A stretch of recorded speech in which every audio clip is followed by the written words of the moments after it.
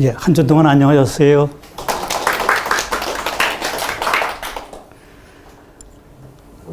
영상을 보셨겠지만 참 끔찍한 장면들이죠. 2차 대전, 그 다음에 한국전쟁, 그 다음에 그로 인한 난민들. 그런데 그것이 지난 지 6, 70년이 지났는데 사실은 그게 아직도 지금 현재 우리 애들의 이야기라는 게 더욱 슬픈 거죠. 역사를 통해서 우리는 뭔가를 배우지 못하고 있는 게 더욱이 안타깝습니다. 예, 이렇게 이미지너들은 전쟁의 참화를 돌아보는 그런 끔찍한 이미지들하고, 그 다음에 음악은 영화 진주만이라는 영화 보셨죠? 그 진주만의 OST입니다. 예, 오늘은 바로 이제 평화에 대한 이야기를 해보려고 합니다. 그 어울림의 지구 살림살이. 이게 이제 저희가 지향해야 할 그런 어울림의 지구 살림살이라고 하는 지향해야 할 점을 적었습니다. 그러니까 함석헌 선생님의 평화 철학에 따르면은 이런 어울림의 지구 살림살이가 가능하다라는 것을 이제 강조하고 싶습니다. 그리고 바로 함석헌 선생님이 말씀하시려고 하는 것, 그거는 뜻으로 본 한국 역사에서 나오듯이 우리가 고난을 받아온 민족이지만 바로 고난을 통해서 하느님의 뜻을 알게 되면은 이 한민족이 21세기의 평화의 민족으로 평화의 윤리를 내세우는 그런 이제 여태까지는 세계 역사의 하수구 역할을 했는데 앞으로의 세기에는 세계 역사의 상수도 역할을 할 수가 있다라고 강조하셨습니다. 그 점을 오늘 살펴보도록 하겠습니다. 오늘 다룰 주제는 평화, 그것은 이제 우리 시대의 염원이다라고 하는 거. 지금 뭐 평화 얘기하지 않는 사람이 어디 있어요? 다들 평화 얘기하지, 정치인들 뭐. 그런데 사실 하는 거 보면은 평화하고 또 정반대되는 짓거리들을 하고 있는 게 그게 이제 우리의 이제 비극이라고 볼 수가 있습니다. 두 번째로는 이제 고난을 통한 평화. 이게 함석헌 선생님이 이제 고난을 이제 강조합니다. 고난을 통한 평화. 고난 없는 평화가 없다라고 하는 거. 그 다음에 우리가 왜 그 모양 그 꼴로 계속 당했느냐라고 하는 것을 이제 질타하시면서 거기에 지식인들이 제대로 된 역할을 못하고 있기 때문에 그렇다라고 하는 거. 그래서 이거는 지금도 그대로 들어맞는 게 환장하는 일이에요. 지금도 그대로 지식인들은 여전히 어리석었어요. 계속 국민 얘기하면서도 지 뒷주머니만 챙기고 지 명예만 생각하고 그러고 아무도 진심으로 씨알 백성들을 생각하지 않고 있지요. 그 다음에 네 번째, 서양에서의 근대화에서 언어혁명과 의식혁명을 이제 다뤄보면서 여기에 이제 씨알 생각하는 백성이라야 산다라고 하는 함석헌 선생님의 말을 되새겨 봅니다. 그러니까 언어혁명, 의식혁명. 바로 지금 이제는 지식인들을 믿어서는 안 된다는 얘기죠. 지식인들을 믿지 말고 이제는 씨알이 두 다리로 일어서서 이제 지식인들이 제대로 시대를 못 보고 제대로 대안을 못 제시하는 거 그냥 예전처럼 소리 없이 받아들이만 해서는 안 된다라고 하는 그거를 함석헌 선생님 말씀을 빌어서 한번 생각해 봅니다. 그 다음에 이제 결론으로 잘몬은 모든 만물에는 모든 것이죠. 잘몬과 어울림 속에 함께 사는 살림살이. 그래서 저는 함석헌 선생님의 평화 철학의 이제 귀결을 이렇게 우주에는 모든 만물하고 어울림 속에서 함께 살아가는 그런 살림살이를 지향하는 거다라고 이제 강조를 해봅니다. 평화, 그거는 이제 우리 시대의 염원이기도 합니다.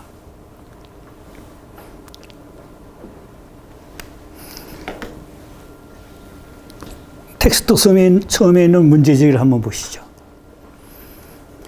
인류의 역사가 시작된 이래 지구상에 전쟁이 없었던 적이 한순간이라도 있었던가?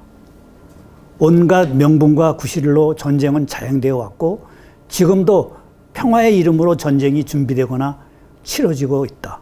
그래서 학자들마저 전쟁은 일종의 필요악이라고 규정하기조차 한다. 인간의 탐욕이 존재하는 한 거기에는 필연적으로 전쟁이 일어날 수밖에 없다는 것이다. 이렇듯 전쟁이 인간의 본성과 뗄 수 없는 연관 속에 있다고 생각하다 보니 평화 역시 이러한 관점에서 고찰되어 온 것은 어찌 보아 아주 당연한 셈입니다. 그리스 사상가들은 평화를 위한 수단으로서의 전쟁을 용인한다. 플라톤은 평화를 전쟁의 승리나 방지에서 얻을 수 있는 것으로 보았고, 아리스토텔레스는 전쟁의 목적은 평화라고 천명할 정도다. 보시다시피 전쟁과 평화, 그건 아주 뗄 수 없는 관계 속에서 얘기가 돼 왔어요. 그래서 그렇게 전쟁을 평화를 위해서 용인해 온 거죠. 이렇게 그 유명한 플라톤, 아리스토텔레스도 이런 식으로 전쟁의 승리는 방지해서 평화는 얻을 수 있다라고 해가지고 전쟁을 통해서 평화를 얻을 수 있다라고 봤고, 아리스토텔레스는 전쟁의 목적이 바로 평화를 위한 거다라고 얘기를 하고 있습니다. 그래서 전쟁 없는 역사가 없었죠. 우리도 끊임없이 그 전쟁의 참화 속에서 반만 년을 지내왔을지 모릅니다. 그런데 이 전쟁이 이게 이제는 단순히 국제전쟁으로 끝나는 것이 아니라 이 세계전쟁으로 비화가 된다는 걸 알 수 있었던 게 1차 대전이었죠. 그 다음에 2차 대전이었죠. 근데 2차 대전을 틀리면서 전 세계 정치인들, 이제 지식인들이 깨닫기 시작한 것은 이거는 단순히 적만을 죽이는 게 아니라 인류 전체가 몰살의 위기에 놓인다라고 하는 것을 깨달은 거예요. 이제는 살상 무기가 워낙 발달을 해가지고 그야말로 사람 몇십만 명, 몇백만 명 죽이는 건 그냥 아무것도 아니죠. 지금 벌써 이거는 제가 칼 프리드리히 폰 바이제커라고 여기 이제 나오는 사람 이야기, 그 사람의 이야기를 통해서 들은 거니까 벌써 5, 60년 전 얘기죠. 그 당시 벌써 지구를 16개 폭파하고도 남을 핵무기를 지금 우리가 가지고 있다는 거예요. 아마 지금 그때보다도 핵무기가 더 발달했으니까 이제는 아마 지구 정도는 5, 60개 파괴하기도 남겠죠. 그러니까 인간이 정말 무서운 거예요. 인류, 그러니까 우주의 역사 150억 년이라고 그러는데 150억 년 그 마지막 순간에 태어난 인간이 이제는 지구를 가지고 노는 거예요. 그러니까 창세기에 나오는 너희는 번성하여 지구를 정복하여라 라고 했는데 이게 맞은 거예요. 이제는 지구 정도는 그야말로 축구공 가지고 놀듯이 인간들이 툭툭 차면서 놀고 있어요. 그거는 히틀러를 빙자한 독재자라고 하는 영화에 그런 게 나오죠. 지금 우리는 핵무기와 관련해서 또 다양한 일들을 겪고 있기 때문에 우리는 이게 또 남의 일이 아니죠. 어쨌든 이제 1, 2차 세계대전 이후 각국의 기술전쟁으로 전쟁 도발을 이제 원정봉쇄하자라고 하는 그런 의견들이 이제 팽배해집니다. 그런데도 정치 이념, 종교 교리라는 위기적 질서를 위한 전쟁이 국지전으로 계속 발생하고 있어요. 그래서 1981년 세계 평화의 날을 제정을 합니다. 그래서 매년 9월 셋째 주 화요일을 기념하죠. 그런데 뭐 그거 이후에도 온갖 명분과 구실 아래 전쟁은 끊이지 않았어요. 그 대표적인 전쟁이 이제 종교 전쟁이죠. 그래서 이미지에도 보여드렸듯이 9.11 테러 사건이고 그 이후로도 끊임없이 벌어지는 것들입니다. 종교적 교리에 바탕한 이념의 갈등, 중동에선 그런데 그다음 이 중동의 종교적 교리라고 한다면 거기에 맞서는 게 이제 미국의 민주화라는 정치 이념이에요. 그래서 사실 중동에서 가장 두려워하는 게 이 미국식 통속적 민주주의라고 하는 거예요. 미국적 그런 실용주의, 민주주의가 들어오면은 그거는 폭력, 섹스 이런 것을 앞세워가지고 들어오기 때문에 그 다음에 이제 잘못된 개인주의. 그렇기 때문에 그것 때문에 자기네 중동에 가지고 있는 이슬람 교리의 근본이 싸그리 무너진다라고 해서 그걸 걱정해가지고 사실은 거기에 대한 세계전쟁을 선포한 거죠. 미국의 민주주의라고 하는 것이 들어오면은 완전히 자기네 교리 기반은 무너져 내린다라고 하는 거.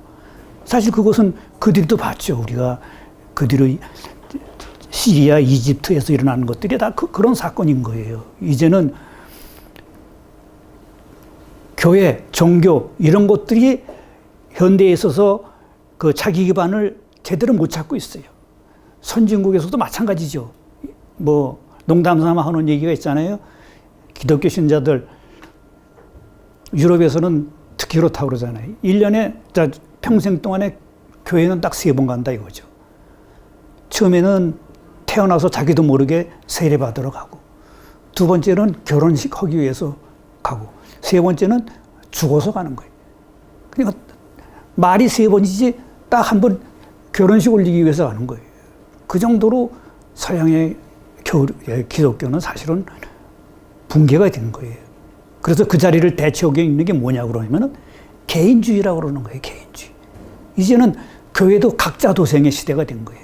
그래서 치유니 명상이니 뭐 영성이 이런 게 다 이제는 내 건강도 챙기면서 내 구원도 얻는다. 뭐 이런 식으로 가는 거예요.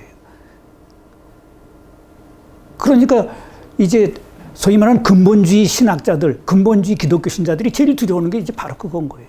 그건 이슬람도 마찬가지죠. 그래서 이제는 처음에는 테러들이 이슬람의 그런 근본주의자들이 하는 걸로 알았는데 요즘 최근에 일어나는 테러들 보세요. 이제는 소위 말하는 자생적 테러라고 그러잖아요. 자생적 테러.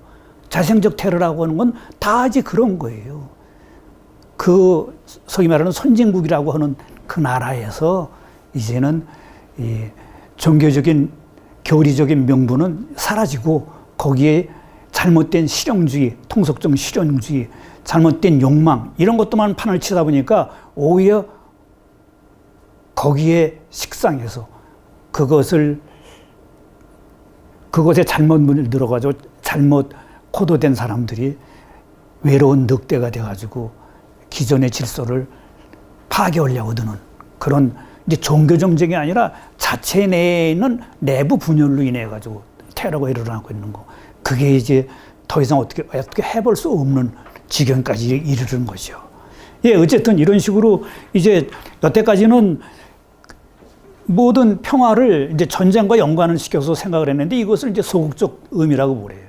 근데 이제는 적극적 긍정적인 의미로서의 평화를 생각해야 된다라고 하는 것이 20세기 이제 후반부터 생각된 겁니다. 그래서 평화의 관점을 바꿔야 된다라고 하는 거.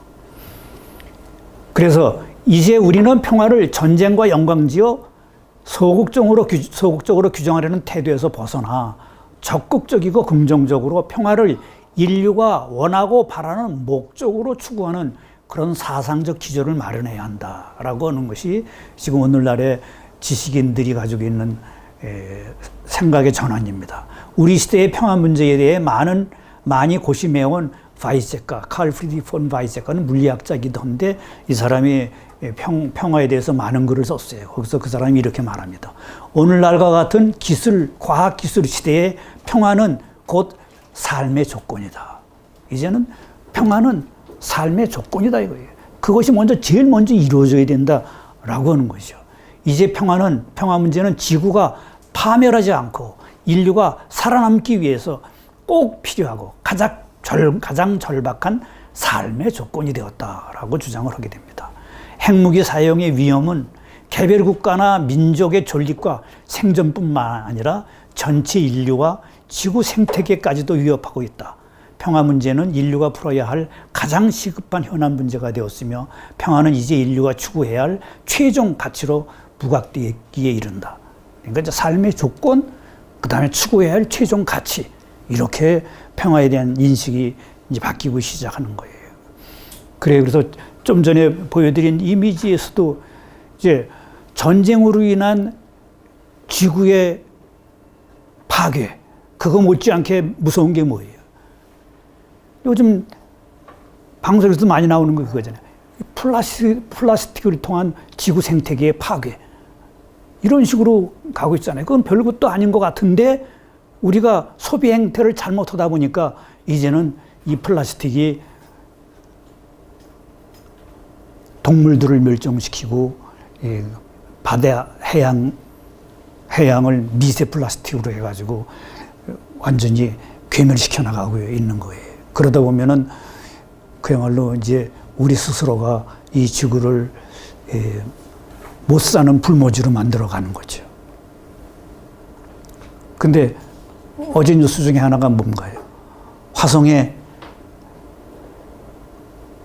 우주선 하나를 띄워가지고 그걸 이제 착륙을 시켰어요. 그래서 이제 어떻게 보면은 우리는 이제 지구 떠날 준비를 하고 있는 건가요? 이제 지구를 버리고. 글쎄요.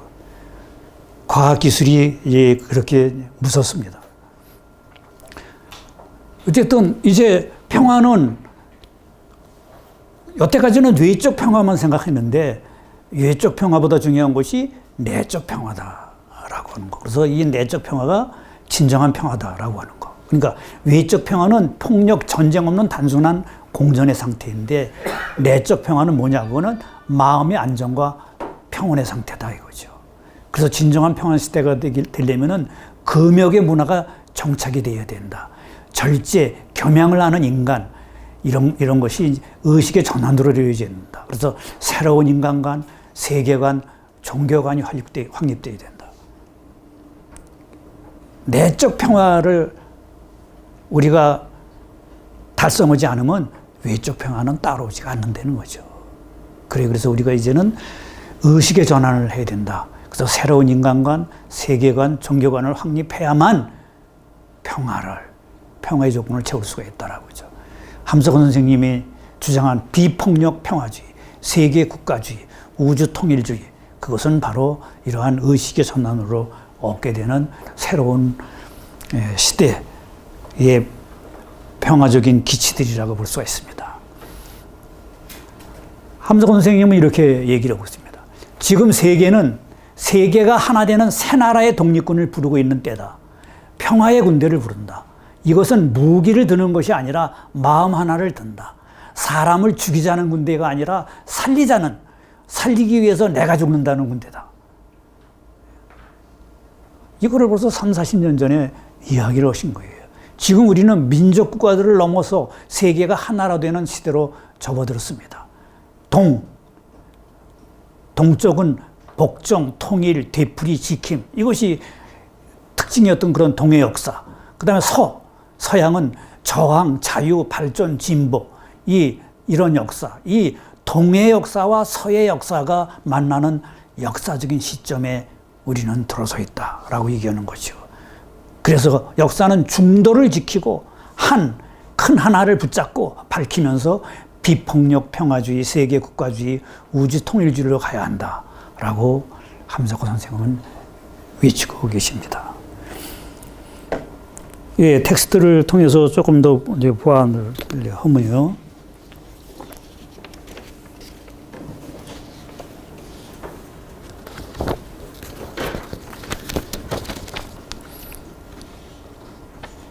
예, 대충 여기서는 이제 큰 얘기는 됐습니다. 그러니까 아리스토텔레스가 전쟁을 인간의 끝없는 욕망의 결과로 보고 평화를 위해서는 정의와 절제가 필요하다라고 했다는 이야기. 그게 이제 내적 평화라고 볼 수가 있고, 이 내적 평화는 금욕의 문화에서 이루어진다라고 하는 거. 예, 그런 정도가 되겠고요.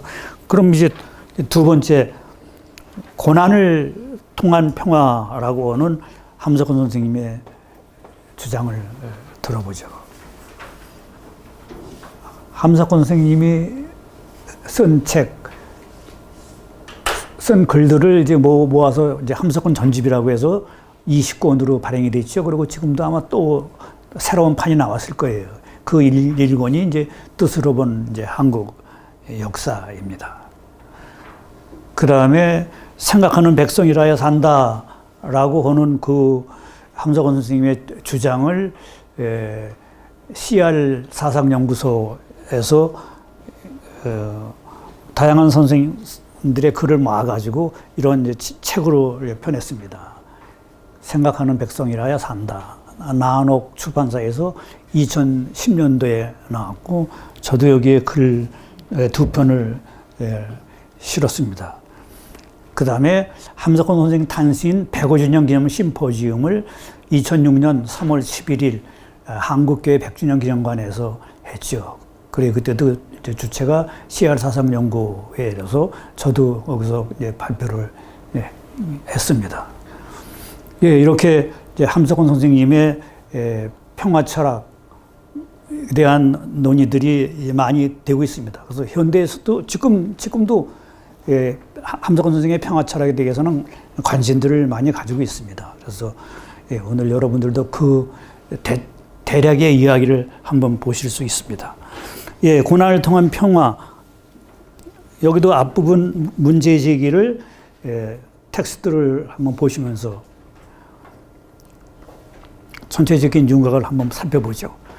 함석헌 선생에 의하면 역사는 생명의 스스로 함이 온갖 시련을 견디어내며 자기 주장을 펼쳐나가는 생명 표참과 진화의 마당이다. 이렇게 함석헌 선생님은 역사는 생명의 역사다라고 보는 거예요. 근데 생명은 뭐냐고는 스스로 함이다. 스스로 함이다. 그러니까 스스로 함 속에서는 온갖 시련을 견디면서도 자기 주장을 펼쳐나가야 된다라고 하는 거죠. 그래서 이렇게 생명이 펼쳐져 나가고 그래서 이제 변화되어 나가는 마당, 그것이 곧 역사다라고 얘기를 합니다. 그렇기 때문에 고난과 시련이 없는 생명의 전개란 없다. 고난이 곧 생명의 원리다. 이렇게 주장하는 거예요. 그래서 고난을 통한 평화라고 하는 그 밑바탕에는 이런 원칙이 있는 겁니다. 고난과 시련이 없는 생명의 전개란 없다. 고난이 곧 생명의 원리다. 온갖 부대낌과 충돌 속에서 물질은 자기 안에 생명의 틈새를 틔우고 고난과 시련 속에서 생명체는 자기 안에 정신의 씨알을 연근다. 정신은 알이 드는 아름. 아름은 알이 드는 거다 이거죠. 아름. 그래서 그 아름은 아픔이다 이거죠. 아름. 그 아름을 통해 자기의 몸과 마음 속에 우주 생명, 하늘의 뜻을 결과 무늬로 수놓는다. 따라서 생명의 역사는 생명의 맞춤과 대등, 그리고 지어냄을 통해 자기 주장을 펼치면서 생명체 속에 하늘의 뜻을 씨알로 새겨내는 아름의 역사다. 세계 역사는 씨알로서의 민초들이 자기 안에서 역사하는 하늘의 뜻을 깨달아 읽고 그것을 실행에 옮기는 화답의 장이다. 한반도의 한민족의 역사도 예외가 아니다. 우리의 5천년의 역사도 고난과 시련으로 점철된 아름의 역사다. 우리는 그 역사를 외적인 사건에서만 읽어서는 안 되고 그 시련의 사건을 통해 연근, 정신, 얼의 씨알을 읽어낼 수 있어야 한다. 우리는 역사를 뜻으로 볼 줄 알아야 한다. 그럴 경우 역사가 우리에게 예비하고 있는 놀라운 시대적 과제를 알아볼 수 있다. 이렇게 사실 이용호 선생이 써서 고난, 그것은 대단히 중요한 거예요. 그런데 우리는 지금 젊은 애들한테 가르치는 게 그거죠. 노력, 열정, 이런 거 전부 싫어하잖아요. 힘든 거.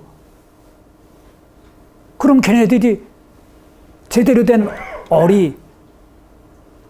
아름이 펼칠 수 있겠느냐 이거죠. 그렇기 때문에 어떻게 돼요? 선택장애, 결정장애. 선택도 못하고 결정도 못하고 그러니까 뭐가 나와요?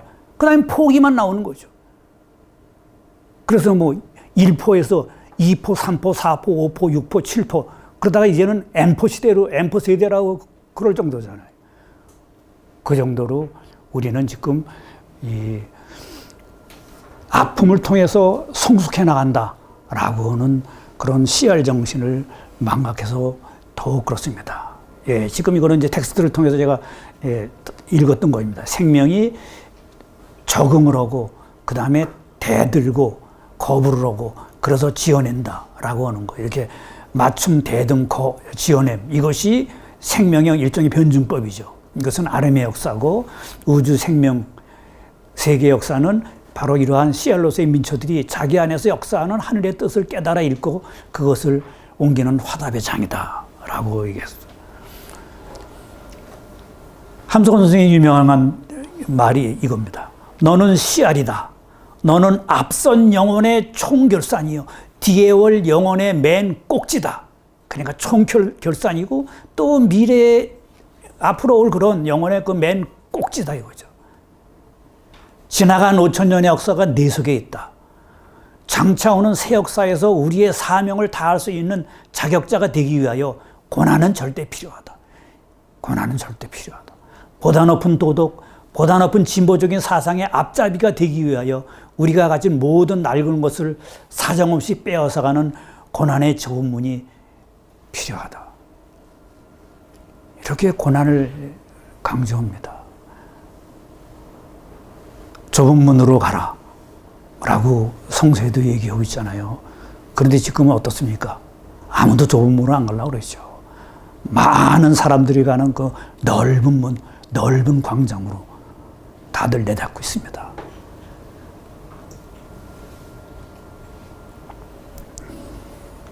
함석헌의 역사 철학은 한마디로 하나의 세계를 위한 한반도의 희생재단이다 라고 하는 그런 기조가 밑바탕에 깔려 있습니다. 사람의 삶을 일을 치름, 그러니까 경험한다라고 하는 것을 일을 치름이라고 합니다. 그러니까 일을 치르다 보면은 뜻을 알게 된다는 거예요. 뜻을 알게 되고, 그래서 뜻이 되고, 그래서 그 뜻에 참여하고, 이 뜻이 다 하늘의 뜻이죠. 그래서 뜻이 있는 것, 존재라고 하는 것은 바로 뜻이 있는 거고, 그것은 곧 하나님이고, 모든 것의 밑과 끝뜻, 그것을 품는 것, 그것이 사람이다 라고 그렇게 합니다. 그래서 한마디로 뜻을 깨달으면 어리고 못 깨달으면 흙이다 이거죠. 그러니까 뜻을 깨달으면 어린데 못 깨달으면 이 몸뚱아리는 그냥 흙일 뿐이다 이거예요. 전쟁을 치르고도 뜻을 모르면 개여 돼지다. 우리는 그 많은 전쟁을 치르고 당했는데 전쟁을 치르고도 뜻을 모르면은, 뜻을 깨치지 못하면은 개돼지나 다름없다 이거죠. 그렇게 되면 영원히 멍에를 메고 맷돌질을 하는 당나귀다 이거예요. 그러니까 그 많은 고통을 겪고 그래서 경험을 했는데 거기서도 우리는 하늘의 뜻을 못 깨달았으면은 그거는 개돼지나 다름없다는 거죠.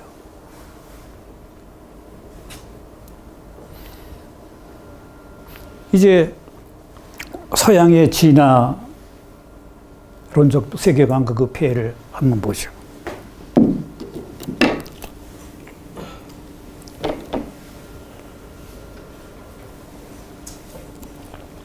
서양의 1차 대전, 2차 대전 다 그것은 서양이 가지고 있었던 잘못된 세계관 때문에 이제 벌어진 일인데 그 밑바탕에는 바로 이제 진화론적인 세계관이 있습니다. 진화론적인 세계관의 특징은 뭐냐면은 적자 생존, 우승 열패, 그 다음에 또 뭐 하나가 뭐가 있죠?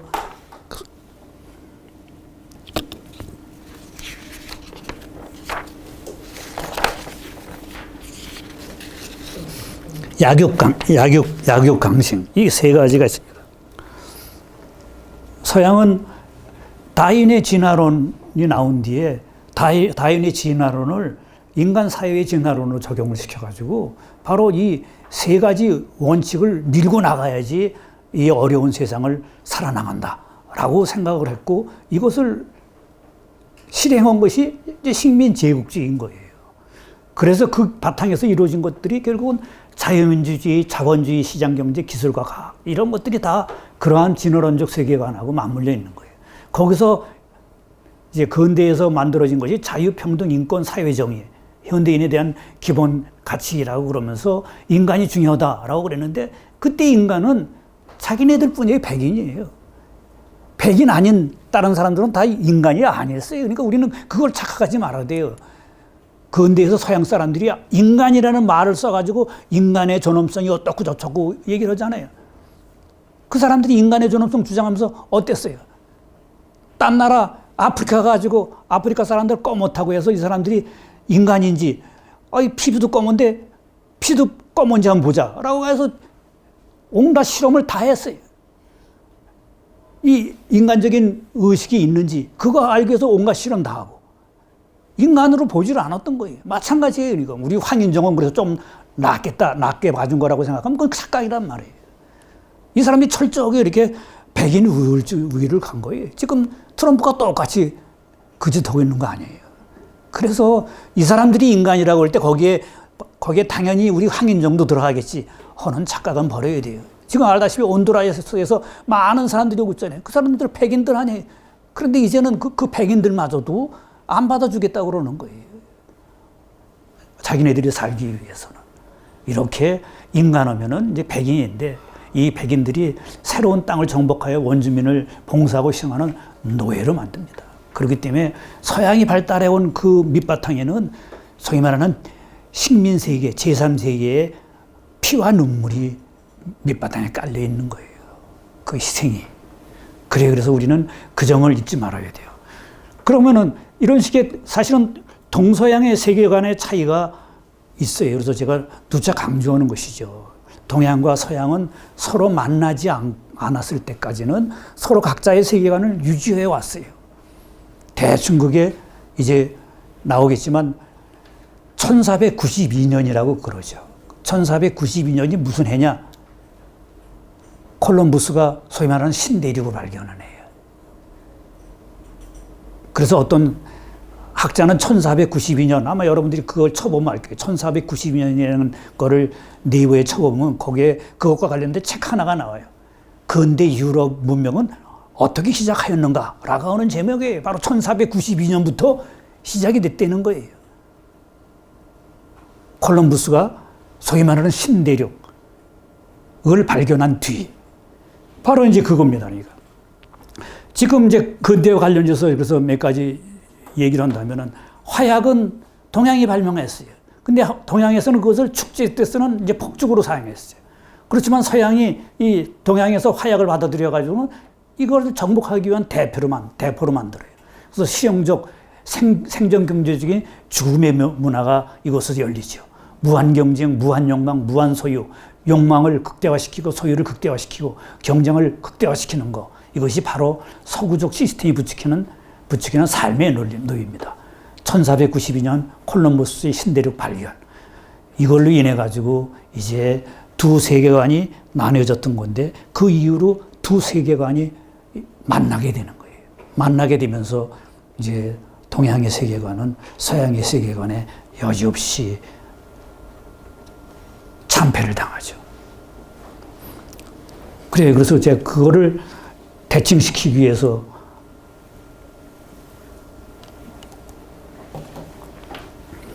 두 가지를 가져와 봤어요. 지금 말씀드렸듯이 1492년, 이건 콜럼버스가 이제 소위 말하는 신대륙을 발견한 거예요. 그래서 여기는 이제 이 영화가 나온 거죠. 영화가 이렇게 부제는 뭐냐면은 파라다이스의 정복이라고 여러 거 부제를 붙였어요. 그런데 사실은 이 1492년 이것보다 70년 앞서서 중국 명나라가 아프리카를 발견하고 세계 전체를 한 바퀴 돌았어요. 그러니까 70년 앞서서 서양이 얘기하는 신대륙의 발견을 사실은 중국이 했던 거예요. 그렇지만 그때 세계관이 다르기 때문에 서양 놈들은 와서 정복을 하고 자기네 땅으로 만들어버렸지만 중국은 그 나라들 하면서 소위 말하는 설린의 관계가 맺은 거예요. 너희가 우리를 형님의 나라로 섬기면은 우리는 너희를 동생의 나라로 예우하겠다라고 해가지고 그런 식의 관계를 맺은 거예요. 그러니까 똑같이 신대륙을 발견했는데 거기에 세계관이 다르기 때문에 한쪽은 정복으로 갔고 한쪽은 상생으로 간 거예요. 그래서 지금 이거는 유럽 사람이 쓴 거예요. 유럽 사람이에요. 이 게빈 맨지스라고 하는 사람이 쓴 건데 1421년 The Year China Discovered America, 바로 중국이 아메리카를 발견한 해 1421년에. 그러니까 지금 콜럼버스가 신대륙을 발견한 해 그것보다 70년이 앞선 거죠. 그리고 그 사람이 바로 이게 중국 명나라의 정어예요. 정어.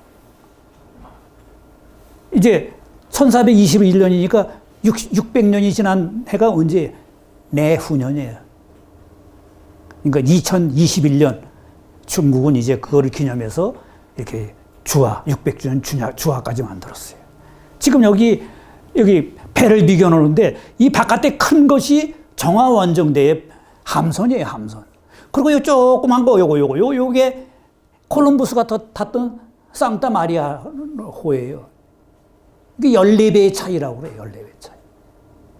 그러니까 그 당시 이렇게 문명의 차이도 무시무시했던 거예요. 그 격차가. 그런데 세계관이 다르기 때문에 요배로 정복한 요배를 가지고 아메리카로 온 콜럼버스와 유럽 사람들은 그게 완전히 아메리카 전체 남아메리카, 북아메리카를 전부 자기 손 안에 넣었잖아요. 그리고 다 식민지로 만들어버리잖아요. 근데 정화는 어떠냐? 정화. 여기는 이때 환관이 판을 치던 시대였어요. 환관이 판을 치던 시대에 이런 식으로 이제 세계에 나가서 자기네 힘을 이제 과시를 했어요. 그런데 환관과 싸우던 명나라의 계급이 누구였냐면 문신이에요, 문신. 그래서 문신이 정권을 잡으면서 환관들을 싹 죽이고, 그 다음에 제일 먼저 금한 게 이 함선 만드는 제작을 금해요. 이렇게 큰 배를 아예 못 만들게 해요. 그래서 그 뒤로 더 이상 이제 해외의 진출은 없어지는 거예요. 예, 이렇게 세계관의 차이로 똑같이 신대륙을 발견했는데 거기서 얻어지는 결과, 그 이후로 추정되는 역사는 다르게 흘러간 거예요. 그래서 우리는 이제 그 점을 잊지 말아야 돼요.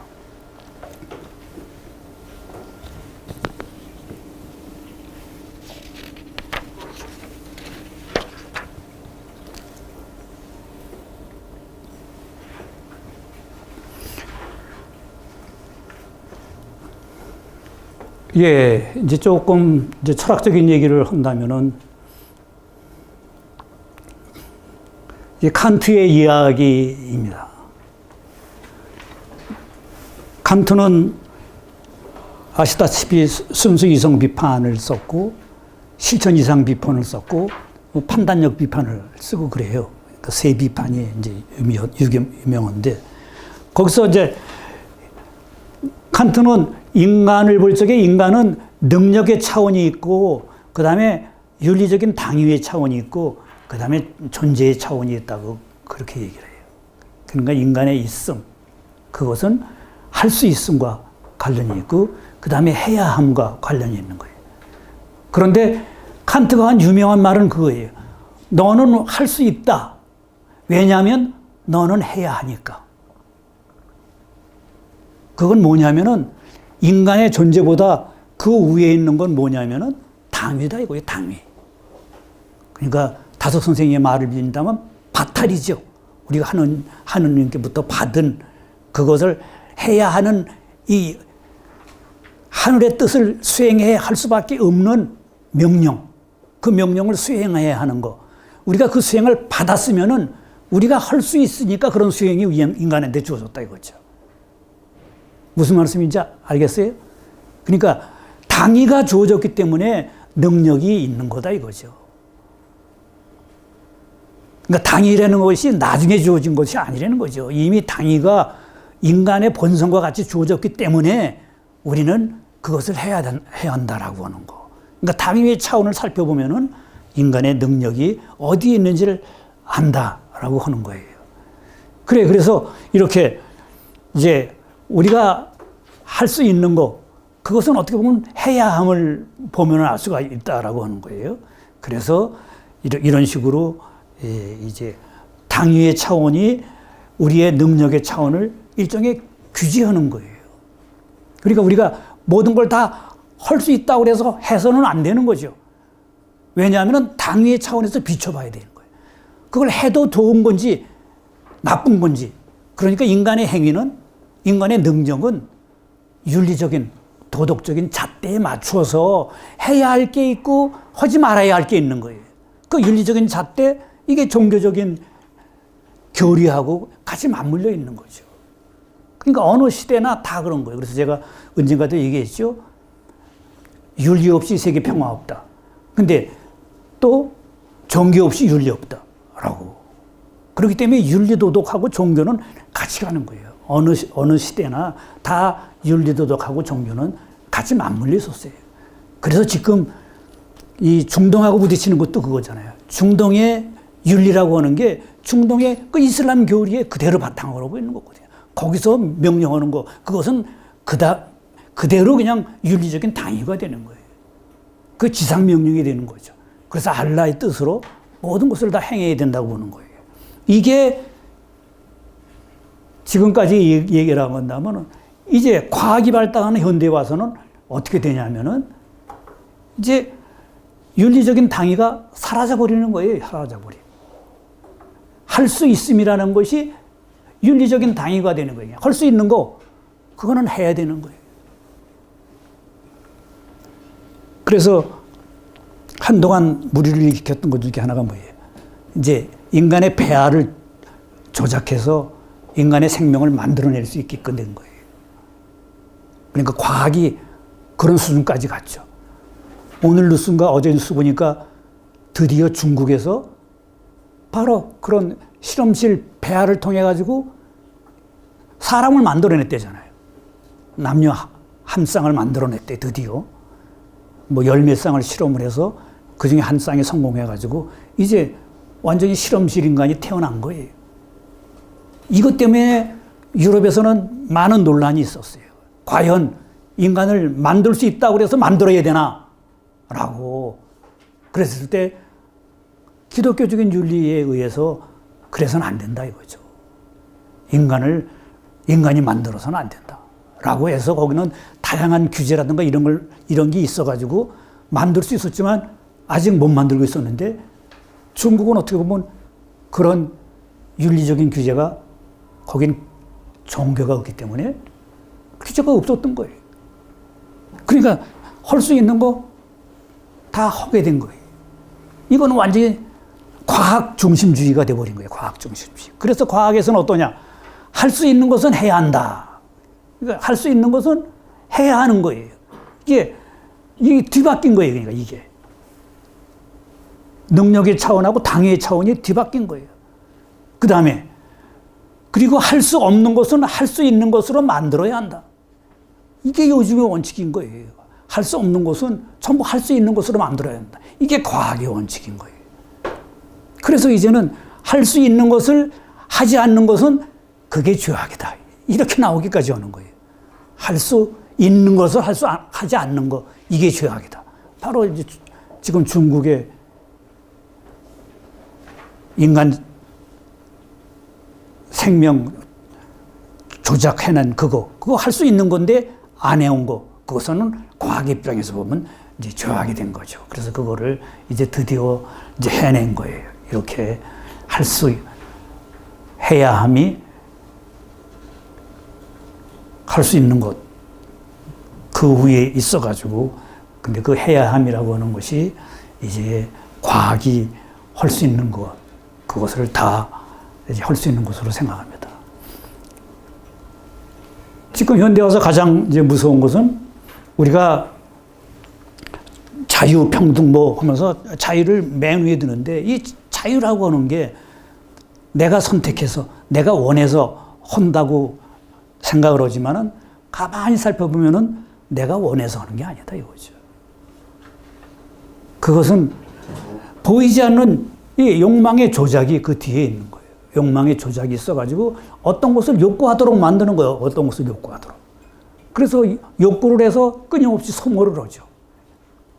그래서 소비는 미덕이다 라고 하는 그런 표어까지도 있잖아요. 그래서 새로운 욕망의 조작을 해내는 거예요. 그래서 끊임없이 이것은 이제 반복이 되는 거죠. 그래서 지금 이렇게 물질 만능주의, 황금 만능주의가 돼가고 있습니다. 그러면 여기에 대응해서 이제 함석헌 선생님이 이제 주장하고 계신 거를 이제 텍스트를 통해서 살펴보면요.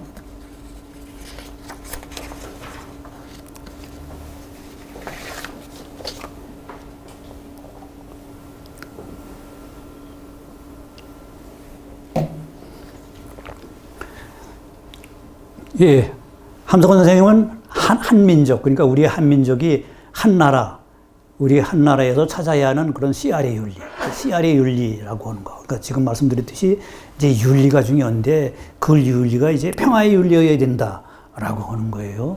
그래서 함선 선생님은 과거에는 대립, 즉 맞섬이 이제 주도를 해왔다. 모든 것들이 대립의 관계 속에서 풀어왔다는 거죠.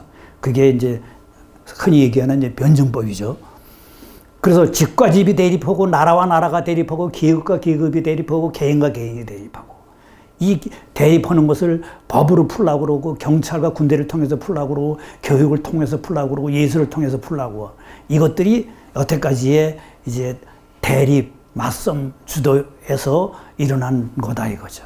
그런데 이제 미래에는 어떻게 되느냐? 미래에는 모두 하나가 된 세계의 윤리, 모두 하나가 된 세계의 윤리로서 그때 거기서의 주인공은 민이고 곧 CR이다라고 하는 거. 그래서 이제 CR의 윤리여야 된다라고 하는 거죠. 단순한 인간, 사람, 그 민의 세계, 그 CR의 세계가 돼서 민의 윤리, 그것이 이제 CR의 자유윤리, 평화윤리가 되어야 된다라고 하는 거. 그래서 함석헌 선생님은 하늘은 사람 위에 사람을 짓지 않았고 사람 아래 사람을 짓지 않았다라고 하는 평화의 윤리의 이제 기본 강령을 주장하고 계시는 겁니다.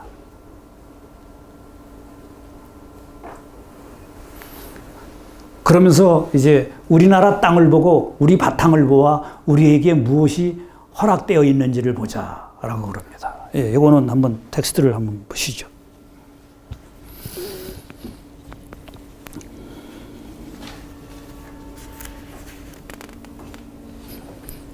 한민족이 한 나라에서 찾아야 하는 CR의 윤리 이제 그 절에서 이제 한 네 번째쯤에 있죠.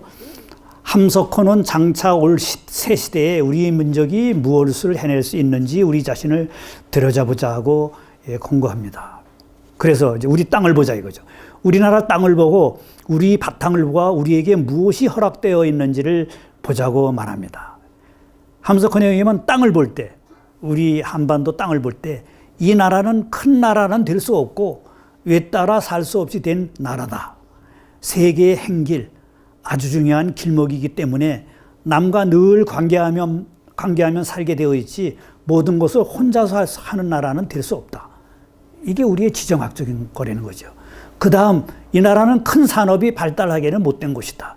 이 나라의 자연은 그 변화가 많은데 특색이 있다. 지질도 가지가지의 바위로 되어 있고 산과 골짜기도 많다. 어디를 보아도 묘한 병우리를 볼 수 있고 어디가 들어도 시냇물의 음악을 들을 수 있다. 하늘은 언제나 맑고 바람은 언제나 대체로 잔잔하고 어디 가서 물을 마셔도 다 달고 시원하고 한마디로 이 나라는 아름다움의 나라다. 시의 나라요, 그림의 나라요, 음악의 나라가 될 것이지 정치의 나라, 군사의 나라가 될 것이 아니다. 여기는 슬기가 있을 나라이지 힘을 주장할 나라는 아니다. 여기는 생각할 곳이지 바삐 떠들 곳이 아니다. 예로부터 현실계를 떠나 영원 무한에 접해보려는 신선 사상이 있고 중국 사람은 삼신산이 여기 있고 죽지 않는 약이 여기 있다고 찾았다. 거의 바위마다 골짜기마다 신화의 자치가 있다. 이것이 이 땅에서 난 문화의 꼭지다. 예, 이렇게 함석헌 선생님은 한반도가 이런 식으로 문화의 꼭지다라고 하는 거. 정치, 군사 그런 것이 날 때가 아니다 이거죠. 그래서 우리나라의 상징은 평화의 사람들이다 이거죠. 바보온달, 처형, 검도령. 그래서 한마디로 이 한반도에 있는 한민족은 세계 역사의 콩지다. 그래서 3.1운동, 4.19 비폭력운동. 그래서 콩쥐팥이 얘기하시죠. 그러니까 바로 한민족은 20세기 콩쥐다 이거죠.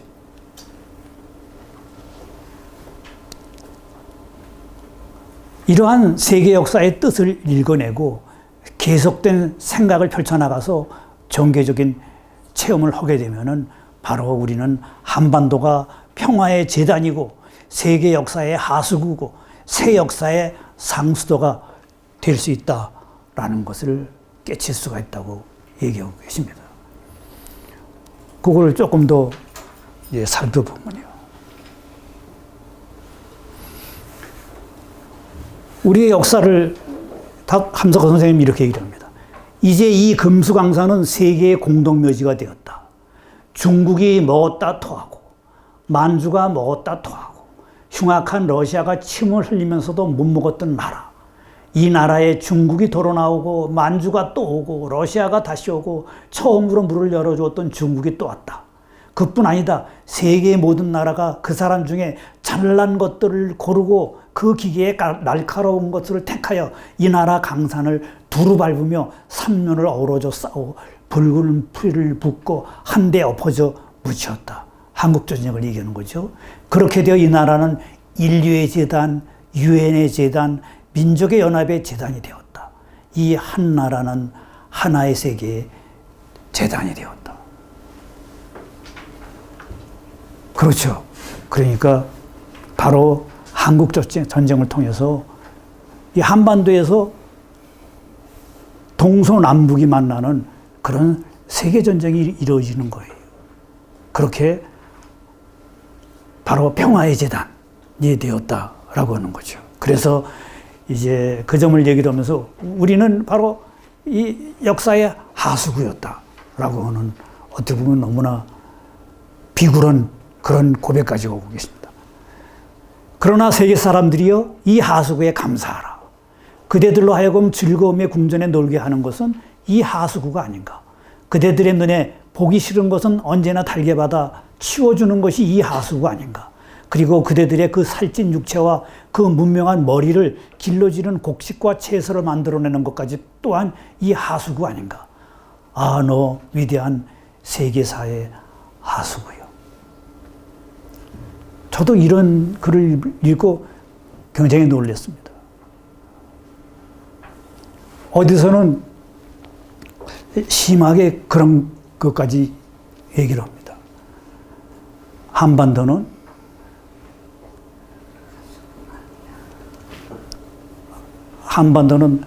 세기의 갈보다라고 하는 얘기를 해요. 그래서 중국이 계속 겁탈해갖고 러시아, 일본, 미국 다 겁탈해온 그런 20세기 세기의 갈보다라고 하는 그런 말씀 가지셨어요. 그런데 요즘은 그 표현을 완화해서 그 전집에 나오는 표현에서 이제 그런 표현은 이제 순화를 이제 시켰더라고요. 예. 어쨌든, 함석헌 선생님은 우리가 뼈저리게 우리 자신을 되돌아보고 그 고난의 의미를 스스로 깨닫고 거기에서 무엇이 우리의 임무인지를 알아봐야 된다라고 하는 걸 강조합니다. 그 다음 이제 하수도에서 이제 상수도로 가야 된다라고 하는 것을 강조합니다. 우리는 우리가 낡은 역사에 가장 뒤떨어진 자임을 안다. 우리는 세계의 하수도다. 그러나 그렇기 때문에 새 역사의 상수도일 것이다. 왜냐하면 새 시대란 곧 가치의 뒤집힘 속에서 만들어지는 시대일 것이기 때문이다. 높은 것이 낮아지고 낮은 것이 높아지며 속이 겉이 되고 겉이 속이 될 것이다. 그럼 우리가 앞장될 밖에 없지 않은가.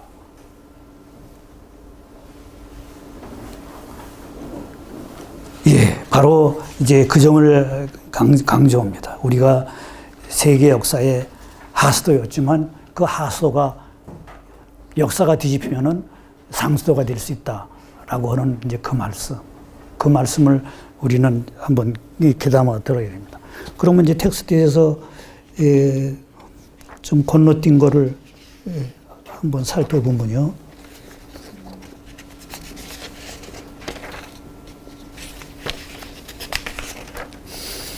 이제 건너뛴 거를 한참 거슬러 올라가야 될 텐데, 각주 326을 한번 보시죠. 그 각주를 보세요. 각주 326. 그 각주를 보시면은, 이 각주에서 함석헌 선생님은 이렇게 말씀하십니다. 이 우주는 스스로 발전하자는 하나의 뜻을 가지는 생명체입니다. 그것을 과학적으로 보면 생명의 진화일 것이고 종교적 표현을 한다면 하늘나라 혹은 정토의 완성일 것입니다. 사람이 사람인 이상 사람에게는 두 가지 면이 있을 수밖에 없습니다. 세속적인 살림과 심령적인 살림. 그 둘은 서로 대립은 하면서도 떨어진 것일 수는 없습니다. 그 둘이 구체적으로 종합된 자리, 그것이 역사의 발전입니다. 그 다음 327을 보면은 나는 우리 역사를 고난의 역사라고 이름 지었습니다. 그 이유는 세상에 우리 역사같이 천재, 지변, 고역, 질병, 압박과 착취, 내란과 외적의 침입에 시달리는 역사는 또 없는데 거기서도 내버리지 않고 일관하는 어떤 의미를 찾는다면 그 밖에 길이 없다 생각하기 때문입니다. 나는 생각했습니다. 우리 역사에 고난이 많고 부끄러움이 많은 것은 우리 민족의 성격이 그 근본 바탕은 좋으나 역사의 목적이 되고 그 진전의 원동력이 되는 이 뜻을 찾는 데 다부지지 못하기 때문에, 다시 말해서 주체성, 심각성이 부족하기 때문에 오는 것이라고. 이 부족을 보충하고 그것으로서 우리가 아니고는 할 수 없는 우주사적 순환의 메시아의 사명을 다하게 하기 위하여 우리를 자극하지는 대성명의 공의가 움직여서 이 고난은 오는 것이라고. 예, 뜻으로 본 오늘의 한국의 오늘이라고 하는, 예, 그래서 이렇게 말씀하셨습니다. 그래서 이제 제가 이것을 이제 철학적으로 이제 풀이해 나가는 게 제가 몇 번 말씀드린 것이죠. 이제는 바로 이렇게 피지배 민족들의 고난, 거기에서 읽어내는 하느님의 뜻, 그 하느님의 뜻을 새로운 역사의 패러다임으로 만들어야 된다라고 하는 게 이제 제 주장이에요. 저는 그게 그래서 1세기가 가지고 있는 이런 과학적인 패러다임, 그 패러다임이 이제 서양의 진화론적인 패러다임으로 해서 지금까지 통용되어 왔는데 그것이 인류 멸망, 지구 파멸의 패러다임이 되고 있잖아요. 그래서 새로운 패러다임을 찾아야 되는데 그 패러다임은 이제 그러니까 정복자적인 패턴에서 찾아서는 안 된다는 거죠. 그럼 정복자적인 패턴이 아닌 어디서 찾아야 되냐? 피지배자의 패턴에서 찾아야 되는 거예요. 그래서 피지배자의 대표적인 나라와 민족이 바로 한반도의 한민족이라는 거예요. 그래서 한반도의 한민족이 지구촌 시대, 이제 지구의 모든 나라가 하나가 되어서 서로 어울려서 살아야 되는 그런 시대에 이제 어울림의 살림살이 문법, 그 살림살이 문법을 제공해 줘야 되는데 바로 그것을 이제 그 단초를 함석헌 선생님, 다섯 선생님이 마련했다고 보는 거예요. 그래서 저는 그걸 이제 철학적으로 만들어내려고 하는 것이 제가 이번 여기서 강연 그 모든 것의 밑바탕에 깔려 있는 거예요. 한국적인 문화의 패러다임을 그러한 새로운 세계 지구촌 시대의 화합의 패러다임으로 만들어서 그것을 제공하면은 말씀을 드렸듯이 지금 1세기, 2세기는 전 세계 인구수로 볼 때도 얼마 안 되는 거예요. 80%는 전부 소위 말하는 피지배 민족이거든요. 그래서 그 피지배 민족이 같이 상생해 나갈 수 있는 패러다임을 우리는 만들어줄 수가 있는 거예요.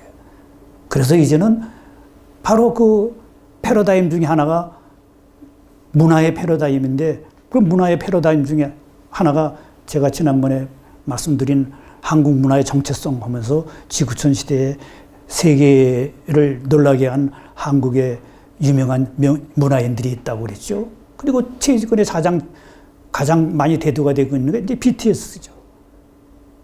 오늘 어떤 사람이 칼럼 쓴 거에서도 봤는데, 그래서 BTS가 지금 세계 젊은이들을 매료시키고 있는데, 그런데 역시 거기에서 문제가 되는 건 뭐냐? 깊이가 없다는 거예요. 한국 문화의 바탕을 거기에 얹어야 된다는 거죠. 그 한국 문화의 바탕 속에서 BTS 같은 그러한 지금 지구촌 시대에 무엇을 바로 그 BTS들은 지구촌 시대의 지구촌 아이돌이 돼버린 거예요. 한국인이면서도. 거기에 이제 한국 쪽 문화적인 패러다임을 어떤 식으로 접목을 시켜서 세계인들이 공감할 수 있는 문화 패러다임으로 만드느냐. 이거는 지식인들이 해야 될 일이에요. 그러니까 그런데 아무도 거기에는 관심을 두고 있지 않아요. 예, 그것이 제가 지금 이제 다석 선생님, 함석헌 선생님을 통해서 계속 끊임없이 느끼는 것이 그겁니다. 철학자들이 해야 될 일은 바로 이 사람들한테서 문제 제기를 해가지고 방향 제시가 어느 정도 된 거, 그것을 이제는 이론의 틀로 만들어가지고 학문적인 체계화를 시켜서 새로운 인문학, 새로운 말씀드렸듯이 생명학, 새로운 소통학으로 제시를 해야 되는 거. 그것이 우리가 해야 될 일인데, 이제 사실 저는 그 기초 기반을 닦으려고 노력을 했습니다. 그렇지만 이제 저도 이제 한계가 있죠. 그래서 후학들이 그것을 해주길 바라는데, 지금 말씀을 드렸듯이 이제 다음 시간에 말씀을 드릴 얘기지만 한국의 지식인 세계, 학자들의 세계는 아직도 어리석었습니다. 그래서 그런 면에서 이제 저는 혼자 외롭게 이제 투쟁을 하다가 또 역사의 뒤행길로 사라져야 할 것이기 때문에 이렇게 제 강의를 기록으로나마 남기려고 합니다. 예, 그럼 좀 쉬었다고 했습니다.